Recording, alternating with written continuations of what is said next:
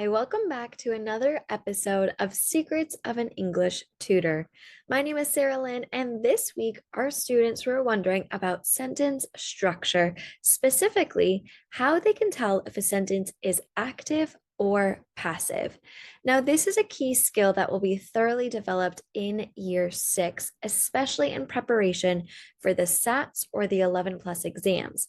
But it's always helpful to have a little bit of a head start. So that's why all of our topics that we cover under Secrets of an English Tutor or Secrets of a Maths Tutor will go from the Year 5 Key Stage 2 curriculum straight through to GCSE.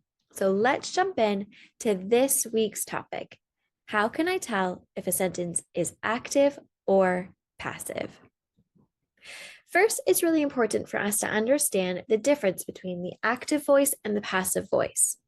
The active voice is the subject of the sentence performing the action. The example, the cat chased the mouse. A quick reminder on these three words, subject. The subject is the thing or person doing the action. The verb is the doing word, and the object is what is being receiving that verb. So a typical format for active voice is subject, verb, then object. On the other hand, the passive voice is when the subject of the sentence is acted upon. For example, the mouse was chased by the cat. So we use the form to be, which is or was or were, and the past participle, chased. An important place to look at this is looking at assessing the writer's use of language. It's not always just specific words that we can dive into and extract meaning from, but it's also in the sentence structure. So this is a really important skill that your child will see right through to their GCSEs. So an important concept is to acknowledge that there's a focus that shifts. The active voice emphasizes who or what is doing the action. The boy kicked the ball. The focus here is the boy. The artist painted a beautiful portrait. Again, the focus here is the artist. And I've just noticed that we have a missing full stop, and I can't move forward knowing that. So fix this. There we go. When we look at passive voice, though, the emphasis is on what happened or who was affected. The ball was kicked by the boy. The focus here is the ball was being kicked. A beautiful portrait was painted, and you may not even have by an artist. So some teachers will encourage their students to look for the word by, B-Y, as a clue when passive voice is being used. And it's not incorrect. However, as they move through the school system, they'll see that by an artist is not a necessary part. And therefore, if they rely on just that clue to look for the word by, they will be missing out on some very important passive sentences. Okay, so let's look at this in action. When we have active voice, we are looking at the subject, the verb, and the object. Let's highlight some important parts then. We have the subject. I'm going to put them in yellow. We have the dog. The dog here is our subject. Then we have our verb. Well, our verb is ate, to eat something. And our object is the bone. So we have not only all three parts of a typical active sentence, but we can also see them in the order that we've discussed. If we wanted to move this now to a passive sentence, the first thing that we would have to do is grab our object, which is the bone. We would have to choose our past participle. So are we talking plural or singular? Was or were? In this case, it's singular. So we're going to choose the past participle was. Knowing that now, we can go ahead and fill that in. So I'm going to grab my text box and type it out again. We're going to start with the bone was past tense eaten by a dog. And if we're a little bit older, we might just stick with the bone eaten. And that would be an example of the passive voice. Okay, let me go ahead and save that for us and clear it. Let's look at our next one.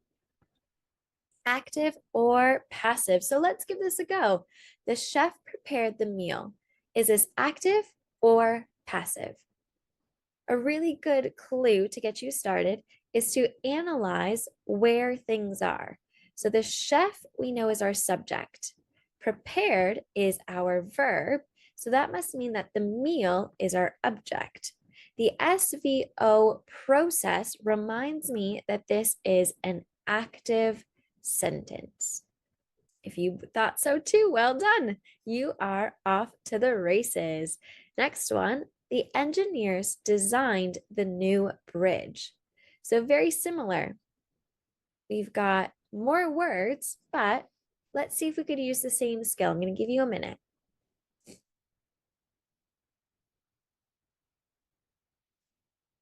Okay, if you identify that the engineers are our subject who are completing our designing verb, and what are they completing? The new bridge. So again, we have our SVO, subject, verb, object approach, making this an active sentence.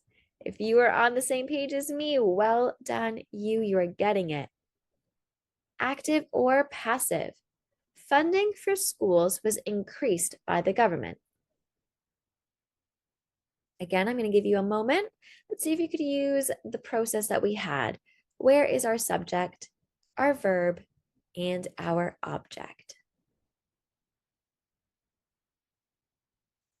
All right, if you identified that funding for schools, in this case, is our object, and the fact that it was increased and by the government, you can see here that we don't have the same SVO approach, which makes this a passive sentence. What was increased is our focus for this sentence rather than who increased it. The cure was discovered in 2025. The cure was discovered in 2025.